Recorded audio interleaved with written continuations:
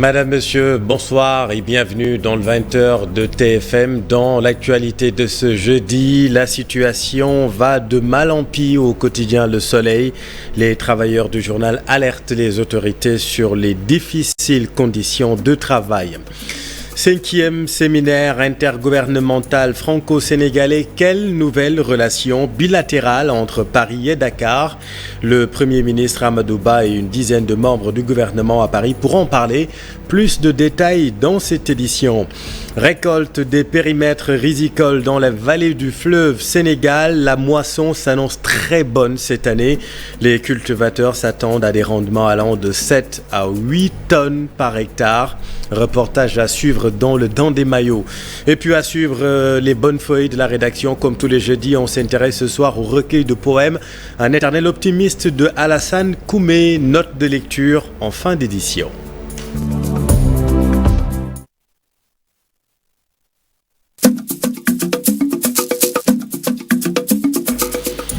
Les travailleurs du quotidien Le Soleil en Kourou, selon eux, les conditions de travail sont de plus en plus difficiles. Ils alertent les autorités sur le climat social qui va de mal en pis. Voyons tout cela avec Moussa Mané et Alioune Diagne. Le soleil ne brille plus, tout est sombre au quotidien national. Les employés de l'Astre de Hann disent être fatigués de leur situation et interpellent les autorités. La situation est toujours critique et alarmante parce que nous, ce que nous voulons éviter aux autorités, c'est que le soleil vive ce que la Poste est en train de vivre. Et comme on l'a dit, le soleil est aujourd'hui sur les pas de la Poste qui se retrouve aujourd'hui dans une situation difficile. Des difficultés auxquelles le quotidien national est confronté depuis un certain temps risquent de paralyser l'entreprise selon les employés qui n'écartent pas d'aller en grève si rien n'est fait. Nous n'excluons pas la possibilité de bloquer de nouveau le journal. Et cette fois-ci, ce sera une grève illimitée parce que nous en avons marre. Ils interpellent le chef de l'État par rapport à la situation qui prévaut au journal Le Soleil avant que le pire ne se produise. Si on se retrouve dans de pareilles situations, je pense que c'est logique et c'est normal que nous, en tant que travailleurs, que nous nous adressions au chef de l'État pour lui dire qu'au soleil, les problèmes continuent toujours. La situation est toujours critique et alarmante. Ils annoncent tous une nouvelle grève de la faim si leur préoccupation n'est pas prise en compte. Séminaire intergouvernemental franco-sénégalais, 5e édition d'un rendez-vous institutionnel. L'occasion de passer en revue les différents axes de la coopération. La délégation sénégalaise conduite par le Premier ministre Amadou Ba au menu des échanges avec Elisabeth Borne, Premier ministre en France et son équipe. Les questions de mobilité, migration, éducation, sécurité et paix et surtout la relation économique entre la France et le Sénégal. Voyons tout cela avec Fatou Bintou Conté et Pape Sangouni Mbaye. Le Premier ministre sénégalais Amadou Ba est à Paris accompagné d'une forte délégation pour un séminaire intergouvernemental franco-sénégalais, la 5e du genre qui sera axée cette fois-ci sur la jeunesse. La particularité, c'est axé sur la jeunesse, c'est-à-dire prendre à bras le corps les problématiques liées à la jeunesse. C'est une reprise en tout cas qui est sur fond de régler la question, la problématique des jeunes. Il sera aussi l'occasion de réaffirmer le caractère privilégié de la relation bilatérale franco-sénégalaise. Il faut le dire, la France est le premier investisseur au Sénégal. Alors son bras technique, bras financier qui est l'AFD, a injecté depuis 2007 2 milliards d'euros au Sénégal. En plus de cela, la France est le premier partenaire commercial du Sénégal. Et ce qui fait aujourd'hui, donc nos échanges commerciaux, en tout cas, sont très importants entre les deux pays. Et d'autant plus que la France est présente dans le parc industriel sénégalais avec la présence de plusieurs entreprises françaises. 250 entreprises françaises qui sont présentes au Sénégal, qui ont des intérêts au Sénégal, qui contribuent à la mobilisation des ressources intérieures en termes de fiscalité, mais qui emploient 30 000 Sénégalais qui perçoivent des salaires au niveau de ces entreprises. C'est pour dire qu'aujourd'hui, ces entreprises, on les connaît. Une coopération gagnant-gagnant, certes, mais certains points doivent être revus. Moi, en tant qu'opérateur économique, j'ai les mêmes droits que le Français. en France. Ce qui n'est pas le cas sur beaucoup d'étrangers qui viennent au Sénégal, qui s'enrichissent, qui font des affaires, qui sont même des fois privilégiés au détriment des locaux.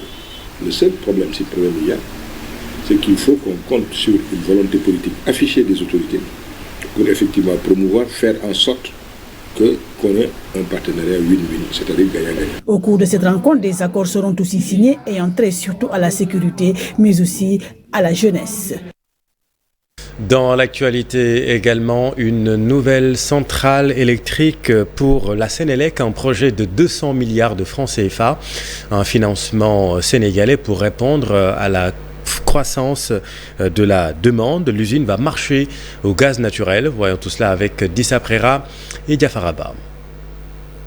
La centrale va fonctionner au gaz naturel. Elle aura une capacité de production de plus de 300 kW. Un investissement 100% sénégalais qui va impacter sur le coût de l'électricité. Ceci permettra, la réduction des coûts de l'électricité, comme vous avez pu le constater, grâce à l'utilisation du gaz domestique, issu au-delà de nos réserves gazières et au recours surtout à une technologie de centrale en cycle combiné à haut rendement. C'est sur le site du Cap des Biches que cette centrale sera érigée. Montant du projet 262 millions de francs CFA. Un projet qui fait une belle part à la protection de l'environnement. Sur le plan environnemental, le choix d'équipements de technologie à haut rendement et l'utilisation du gaz naturel comme combustible de base permettront de baisser, et vous l'avez déjà rappelé tout à l'heure, et nous en sommes fiers, parce que nous sortons de la COP27 des émissions de gaz à effet de serre. Donc vous allez participer ainsi de manière concrète à la mise en œuvre de la CDM, c'est-à-dire la contribution déterminée au niveau national du Sénégal. À terme, la Sénélec pourra augmenter sa capacité de distribution de l'électricité. Chaque année, la demande est en hausse de 8 à 10%. Merci Dissa. Récolte des périmètres rizicoles dans la vallée du fleuve Sénégal. La moisson s'annonce très très bonne cette année. Jusqu'à 8 tonnes à l'hectare sont espérées par les cultivateurs qui demandent en revanche plus de matériel agricole. Voyons tout cela avec Ali Bandelion et Lachli. Les inondations qui avaient envahi plus de 3000 hectares de rizières n'avaient finalement emprunté que 86 hectares. Par contre, les activités agricoles sont bien arrivées à terme pour tout le reste des 6020 hectares emblavés cette année en campagne hivernale.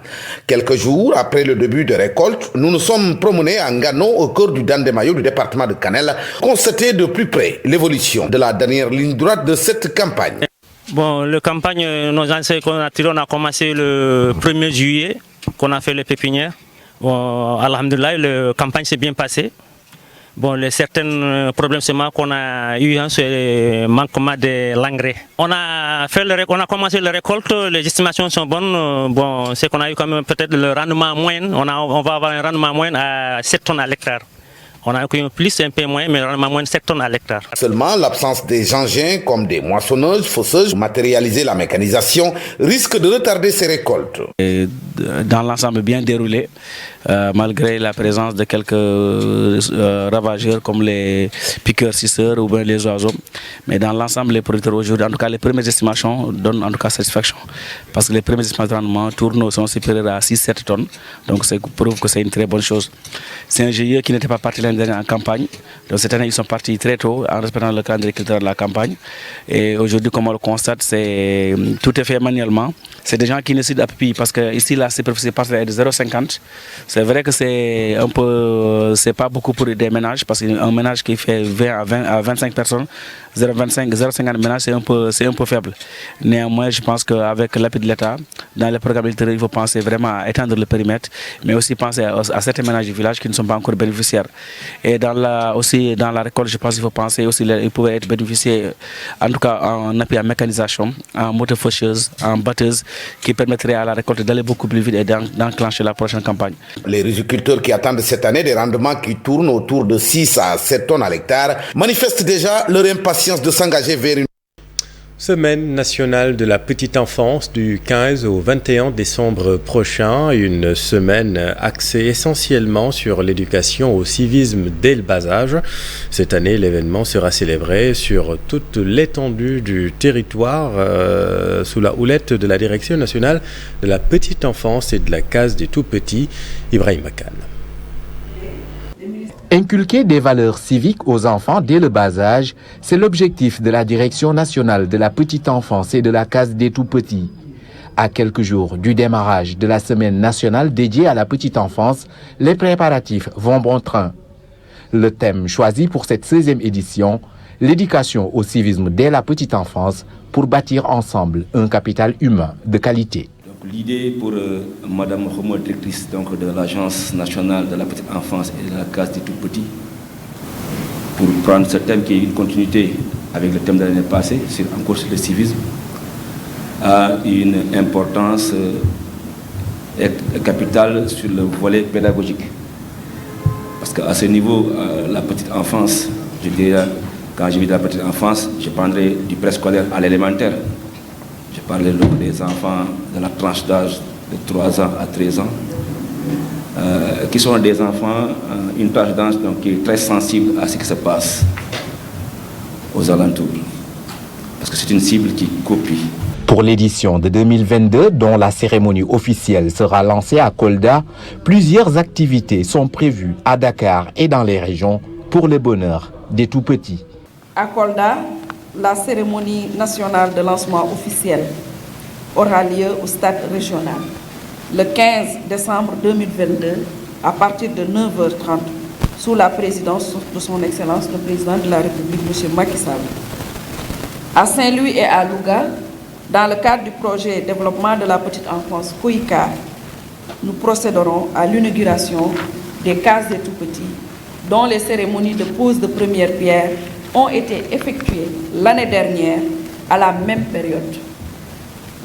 À Dakar, les Olympiades, la randonnée pédestre suivie de la visite du musée des forces armées seront des temps forts de participation et de communion avec les tout-petits qui sont les premiers acteurs du sous-secteur.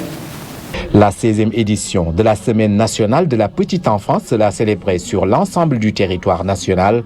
Une occasion pour les différents acteurs de sensibiliser sur l'importance de l'éducation au civisme dès le bas âge. Jusqu'ici, tout va bien. À Saint-Louis, les acteurs de l'éducation se félicitent de l'apaisement noté depuis le début de l'année dans le système scolaire, contrairement à l'année dernière à la même période, pourvu que ça dure, disent les responsables des établissements. Ousseynou Diop, Abibsek.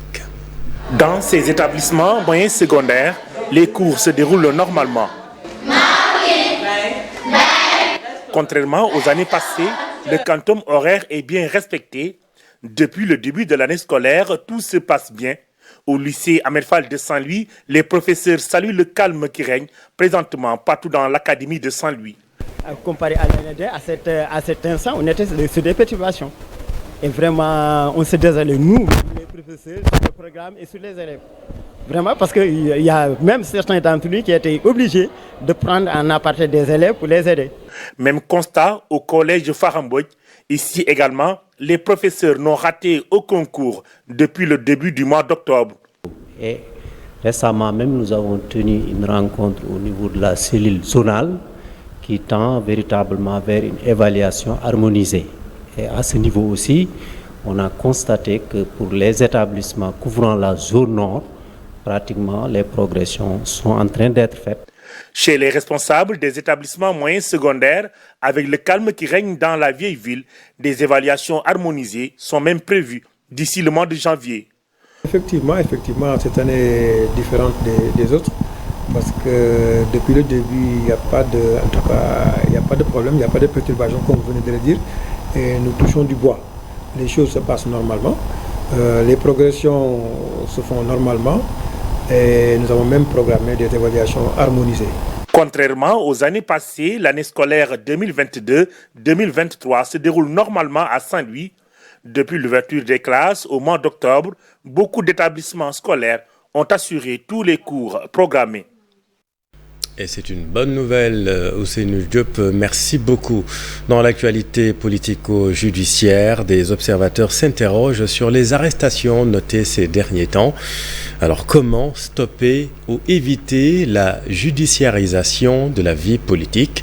Élément de réponse, Alassane Ba, Jafaraba.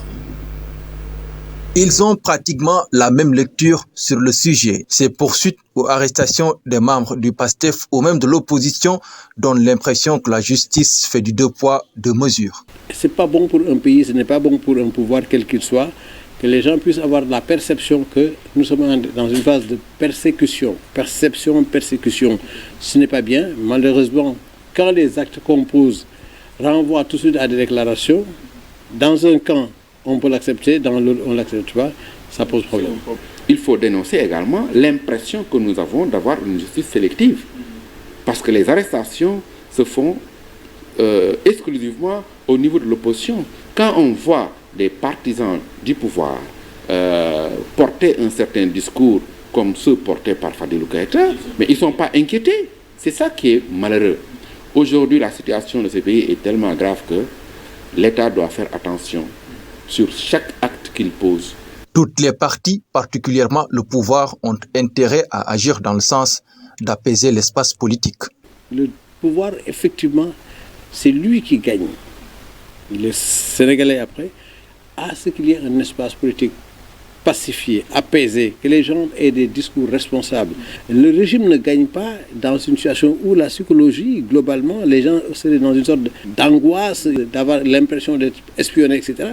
Un régime démocratique ne peut pas fonctionner comme ça et c'est inacceptable dans un pays comme le Sénégal. Une autre problématique soulevée par Moundiaye Cissé, la loi relative au vote des corps militaires et paramilitaires. Il estime qu'il est temps d'évaluer cette loi. Je crois que c'est un problème sérieux aujourd'hui parce que il y a des fuites, il y a des informations classées secret défense qui sont sur la lutte publique. On arrête des journalistes, mais sans pour autant faire la lumière sur l'origine de ces fuites-là. Les membres du PASTEF qui exigent la libération de Fadilou Keïta dénoncent une justice à deux vitesses. Merci Alassane. Visite du chef d'état-major général des armées à Koungheul. Le général de corps d'armée Cheikh Wade a constaté l'avancée des travaux du nouveau camp du 13e bataillon d'instruction. L'autorité se dit satisfaite de l'avancement des travaux. La livraison du chantier est prévue dans 3 mois. Voici à ce propos le général Cheikh Wade avec nos équipes à Koungheul.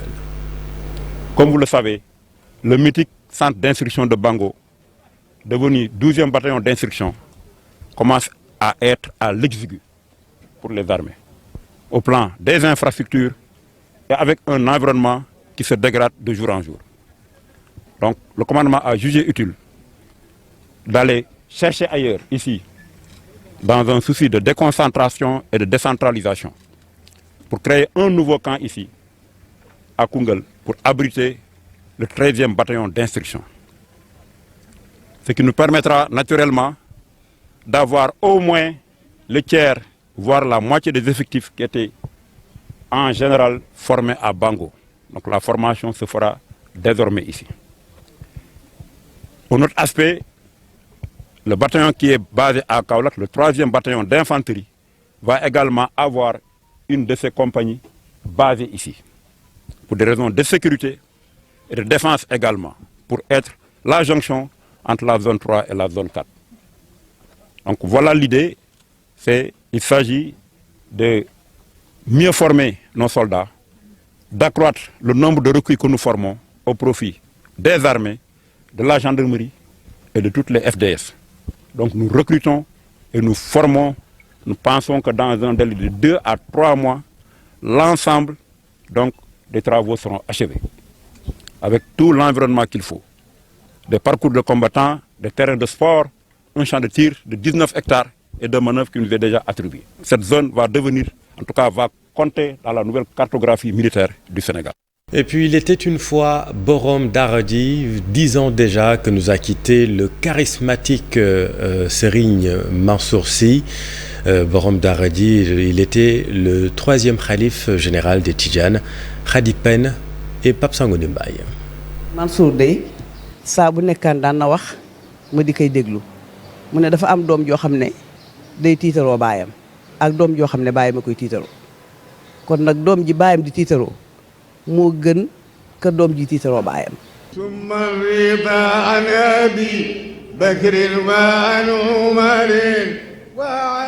8 décembre 2012, 8 décembre 2022, 10 ans que Serigne Mohamedoul Mansour Sy quittait ce bas monde. Comme chaque année, les disciples viennent commémorer cette journée remplie de souvenirs à la mosquée Seydi Djamil de Fass. Saa boo ñëwee Dakar. À chaque fois que je venais à Dakar, je faisais le tout pour rendre visite à Serigne Mansour Sy. C'était sous sa demande. Je peux témoigner qu'il était un homme généreux et ouvert d'esprit. Surnommé Borom Dara Ji, Serigne Mansour Sy a consacré toute sa vie au Dara pour l'enseignement du Saint-Coran à la jeunesse. C'était un homme qui avait un grand amour pour les Dara. Mon fils porte d'ailleurs son nom. En résumé, Serigne Mansour Sy était multidimensionnel. Serigne Mansour Sy a aussi marqué les esprits à travers ses enseignements. Ce qui nous a plus marqué, c'était surtout son enseignement. L'enseignement, je peux dire que c'est un enseignement qui ne se limite pas à un seul espace. Ça continue d'une génération à une autre. Et même nous, étant jeunes, on peut se ressoucier par rapport à ces paroles qui donnaient autrefois. Ça, c'est une chose qui est très marquante. Décédé à l'âge de 87 ans, sa disparition a laissé sans voix toute la communauté religieuse de la Tariqa Tidjaniya, un guide religieux qui restera à jamais dans la mémoire des Sénégalais, Tidjane en particulier. Merci Khadi.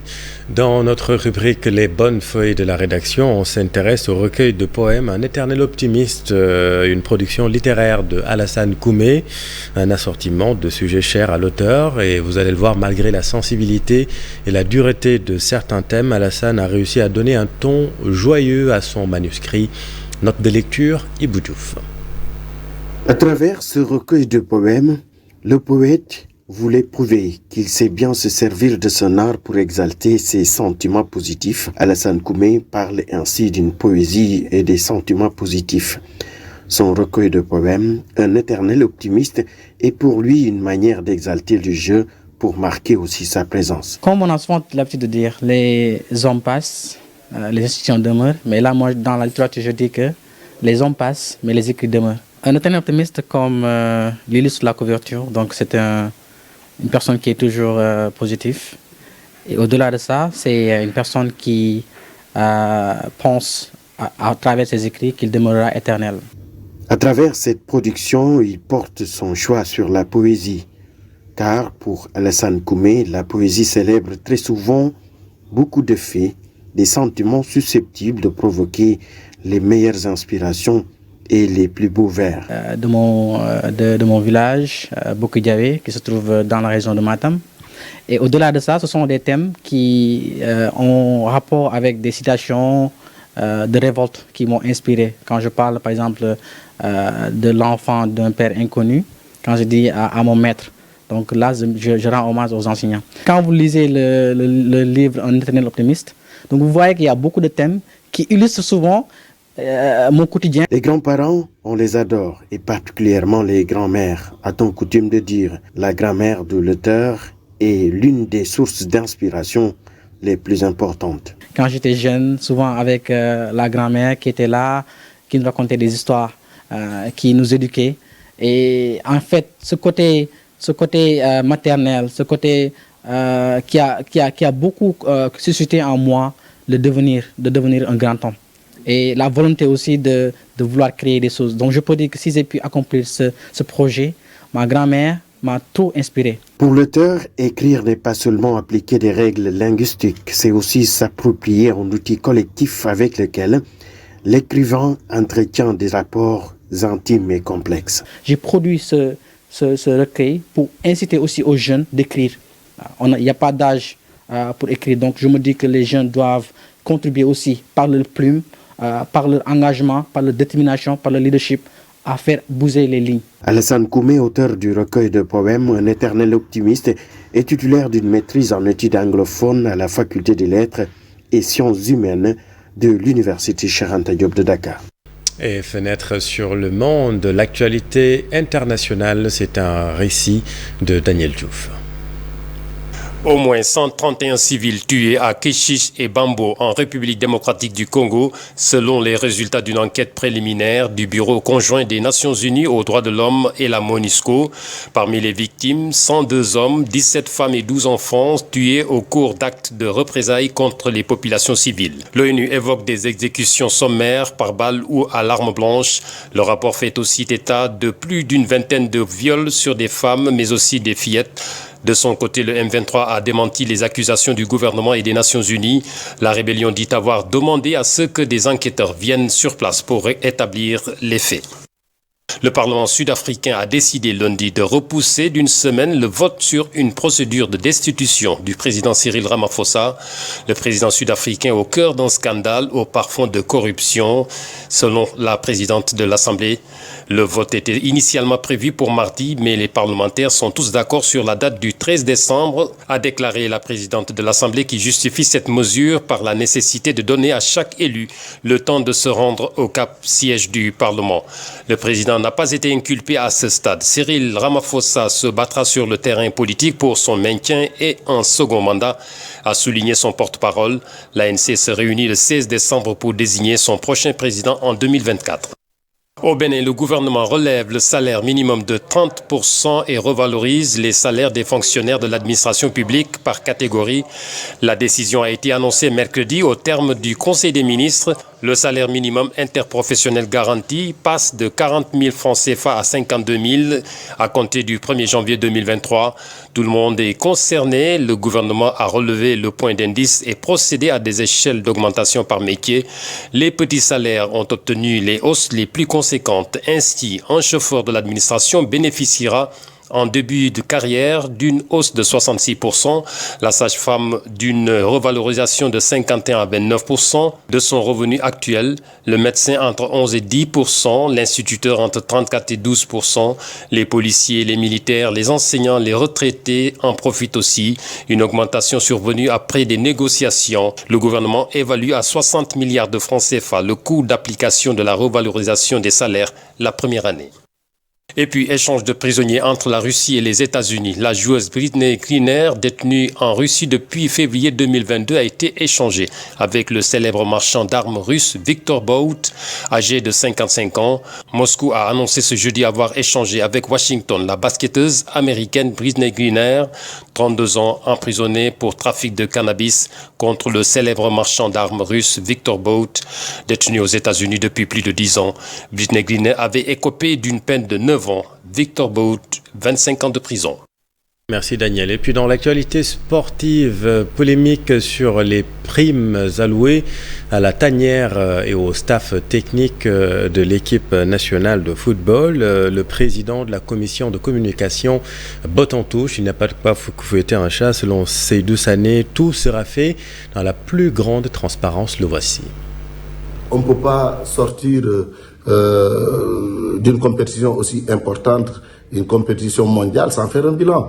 Quand nous sommes sortis même de la Coupe d'Afrique des Nations, quand bien même nous avons gagné la Coupe, mais nous avons fait une évaluation pour déterminer les points forts, les points faibles à améliorer. Donc nous allons aller dans ce sens. Il y a déjà les techniciens qui s'affairent autour des aspects techniques. Nous autres, au plan administratif et financier, nous y sommes. Et d'un moment à l'autre, nous allons produire ce rapport. Vous savez, je dis toujours que les retombées financières, c'est pas important qu'on le croit. Ça dit pas parce que l'argent qu'on nous donne n'est pas important, mais je veux dire que ce qui est important, c'est que les retombées, ce sont les retombées financières qui nous ont permis aujourd'hui d'avancer. Vous savez, la Fédération sénégalaise de football, depuis 2018, après la Coupe du Monde, a réalisé de grands projets.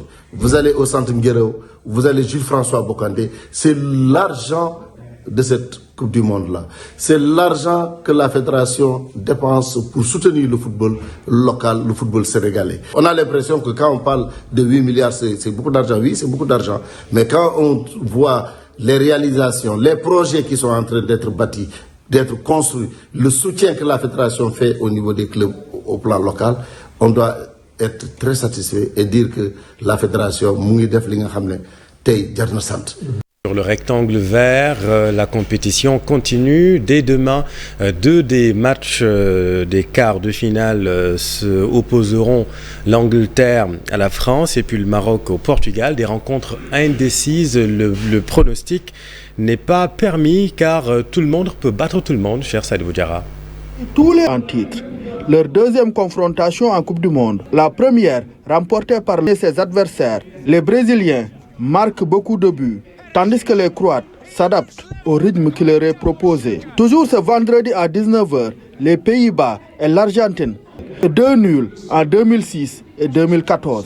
À l'image de l'historique, tout le contraire du Portugal qui part favori dans son match face au Maroc ce samedi à partir de 15h.